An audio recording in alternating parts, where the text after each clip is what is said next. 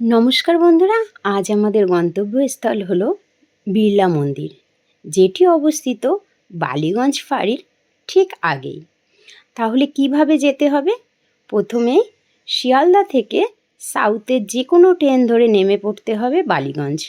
আর বালিগঞ্জ 1 নম্বর প্ল্যাটফর্মে টিকিট কাউন্টারের পাশের রাস্তা দিয়ে বেরিয়ে এসে যেদিকে গড়িয়াহাট যাওয়ার মুখেই ডান দিকে ব্রিজের নিচে সেখানে বাস ডিপো, লাল রঙের বাসগুলো যেগুলো বালিগঞ্জ ফাঁড়ি যায় সেই বাসে উঠে পড়তে হবে। আর পুরো মন্দিরের সামনেই নামিয়ে দেবে তোমাকে। সেখানে থেকে তোমাকে এই যে ঢুকে পড়তে হবে বিড়লা মন্দিরে। মন্দিরটি অসাধারণ, যেটা ভাষায় প্রকাশ করা যাবে না। আমার তো খুবই ভালো লেগেছে। আর তোমরা চেষ্টা করবে বিকেলের দিকে যাওয়ার, কারণ সকালের দিকে এখানে প্রচণ্ড রোদ্দুর থাকে, আর তখন এই পাথরগুলো সব এতটাই গরম হয়ে যায় যেখানে ঠিকভাবে তুমি উপভোগ করতে পারবে না। আর সন্ধেবেলায় সারা মন্দিরে লাইট জ্বলে আর সুন্দর একটা পরিবেশ, খুবই ভালো লাগবে।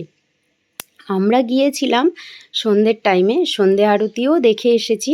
তবে প্রথমের দিকে আমার জানা ছিল না যে এই মন্দিরে ছবি বা ভিডিও করা বারণ। তাই জন্য তোমাদের ঠিকভাবে আমি সব কিছু দেখাতে পারলাম না। যতটুকু আমার ক্যামেরায় আমি বন্দি করেছিলাম ততটুকুই তোমাদের দেখানোর চেষ্টা করলাম।